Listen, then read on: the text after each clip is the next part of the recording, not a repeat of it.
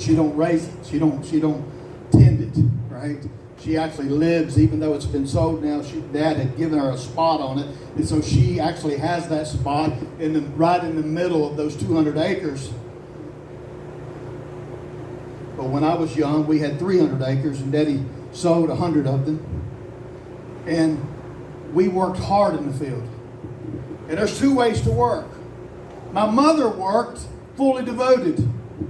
And you can see it by our actions, because we did raise tobacco, so please forgive me for that, but that's what we raised as a kid. And so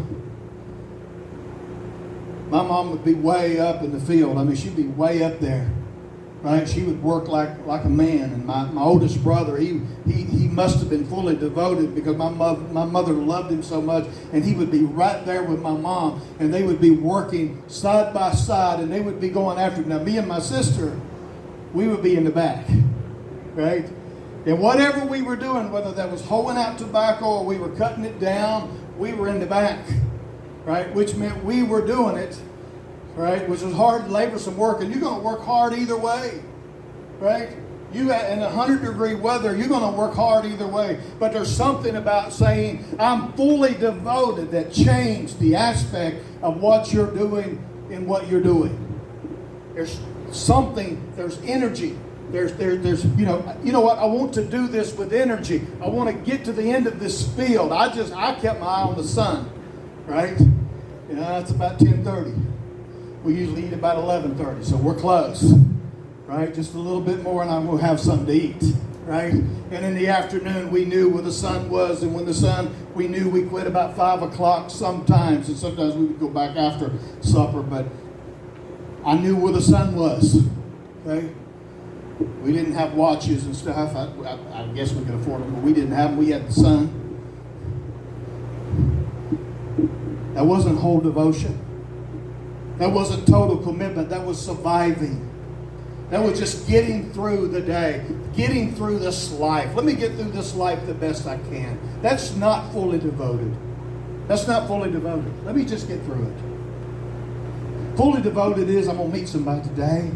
Might be Lady Speedway. Might be somebody where I'm pumping gas with. Might be somebody, it might be I'm working with somebody, but is this day going to count in my life? I'm going to let this day count. I want this moment to count. I want this to be a real time in my life where I touch somebody's life, or I do what God wants me to do. I go in, maybe your job's to teach or whatever that is. I want to have purpose. Fully devoted. Ian Bounds, great preacher, writer, taught a lot on prayer. He said consecration to God is living life devoted to God and His purpose. That it recognizes God's ownership of us. Listen, when we belong to Him and we know that we belong to Him, it makes a difference in our life. Yesterday, and I had that funeral to do of someone outside the church, and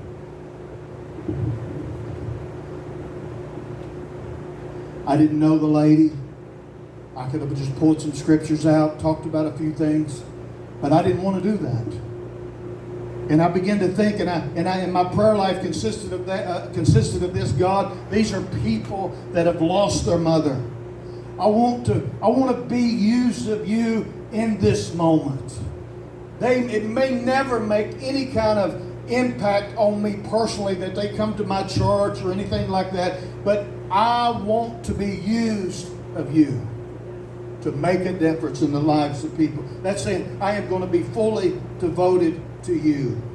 You see, we need to put away half-heartedness in the classroom, and we need to put away half-heartedness in our work, in our marriages, in any part of our life. Wholehearted living has to be maintained.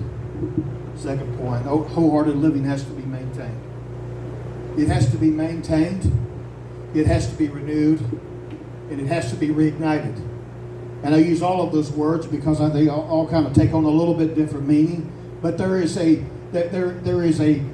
time where I have to maintain it, and I don't need the fire to go out. But sometimes you recognize the fire went out a little bit, right? And I grew up, man, we had that wood stove, and my dad would get up about 3 o'clock in the morning and add another wood to the stove in order to keep that thing going through the night.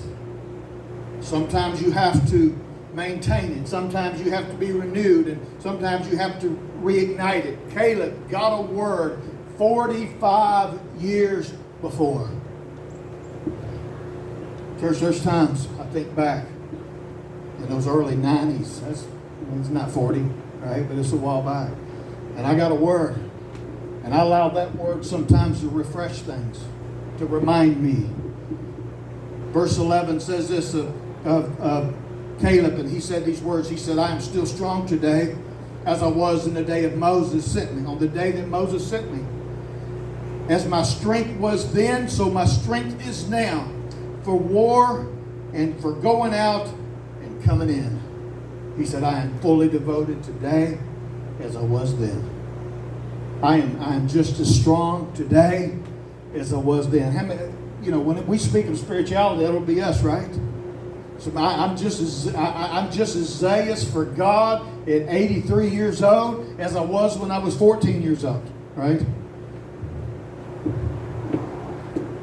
I remember my early years and listened to a man preach, and I was on the back seat of a Baptist church. That my mom and dad was raised Baptist. In Kentucky, you either born Baptist or Church of Christ, right? And you go to one of those. Actually, there's some other ones on the other side of Kentucky that are Pentecostals and snake handlers, but that's different.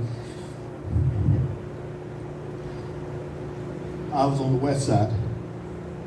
And I remember on the back seat of the church, and the preacher was preaching with fire. I mean, he was just preaching with fire. And I had just been called in the ministry, and I knew I'd been called in the ministry. And I'm visiting my family from another state. And I'm sitting on that back row, and his name was Brother Hobart Eaton. And he was just speaking the word of God. He was just carrying that mail and delivering it to people. And I said this to myself, man, I want to preach like that. He never stopped. He never heard what I said. I'm on the back row. And he said, if you want to preach like me, you're going to have to die to the world. Just like that. He was so in touch with God that God, he's answering my conversations that's going on in secret. If you're going to preach like that, you're going to have to die to the world. See, at 24 years old, I left everything I had that I knew of. I had a good job. I had a pickup truck that I sold to buy something cheaper on gas. And I drove 14 hours away to a place called Southeastern College.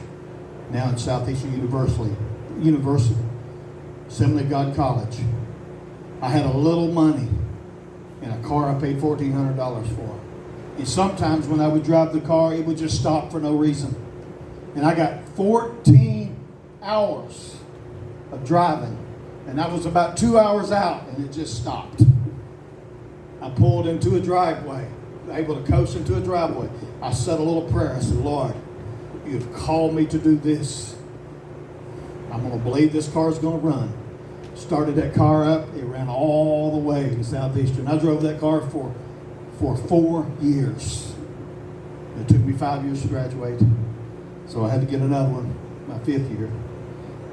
But for 4 years, I drove that little car. And sometimes I would be going down the road and stop and then start back. Stop, start back. But God's faithful. And sometimes you have to go back to remembering what moved me. I had friends I'd never had before in my life. I had been an addict and alcoholic, and I had gotten saved, and I had relationships and people that loved me, and I had people to spend time with and go out to eat with and love. And I had this great friend named Frank Bertrand, and one time I had started preaching. He was the only one in the church because it was a Saturday night, and I just practiced in my sermon, and he would be in tears on the front row. It was so exciting, and I was preaching my heart out, but then when I preached it to the whole congregation, it was a dud. But to Frank, he needed that day, and he was crying, and he was loving God, and I had all these friends, but I had to say, I gotta go. Because when you're fully devoted to something, it moves you beyond the natural, what would happen naturally in your life, and you're able to say, I love him more than all of these things. This is where he was bringing Peter to a place. Do you love me more than these? Because if you love me more than these, and he spoke of his death, there will be a time and a place where you have to be fully devoted to me to the point of death. We don't know what this world's going to bring, and I hate it for the next generation and the generation after that. I hate it for them. We don't know what the world will be. But I know our God will be faithful. Right? And if you stay faithful to him, he will be, even when we're faithless, he's faithful still, because that's who he is. But we will experience more as we stay close to him. I want to share one more story before I close. There was a man of God by the name of David Livingstone. He was a pioneer. He was fully devoted. He was a pioneer missionary to Africa from London. I think it was London.